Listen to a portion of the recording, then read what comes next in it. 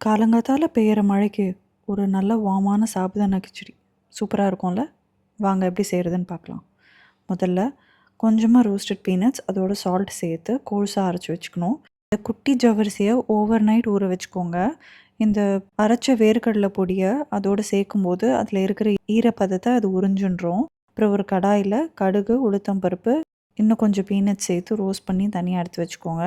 வெங்காயம், பச்சை மிளகா, கருவேப்பிலை, மஞ்சப்பொடி எல்லாம் சேர்த்து கொஞ்சம் நல்ல வெங்காயம் வதங்கினதுக்கப்புறமா இந்த சோக் பண்ண சாபுதானாவை போட்டு தேவையான அளவு உப்பு போட்டு நல்லா மூடி மூடி வேக வச்சா ஃபியூ மினிட்ஸில் 10 நிமிஷத்தில் நல்ல வார்மான khichdi ready.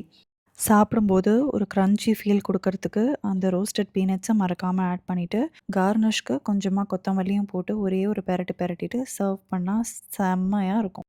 North Indian recipe படி பொட்டேட்டோஸை குட்டி குட்டியாக க்யூப் சைஸில் கட் பண்ணி இதோடு சேர்த்து போடுவாங்க. எனக்கு என்னமோ அந்த கிச்சடி பொட்டேட்டோ இல்லாமலே இன்னும் செம்மையாக இருக்கிற மாதிரி தோணும். காலங்காத்தால மழை, சுட சுட காஃபி, கிச்சடி, அதோட கொஞ்சி விளையாடுறதுக்கு குட்டி பூனை. இதுக்கு மேலே லைஃப் என்ன வேணும்?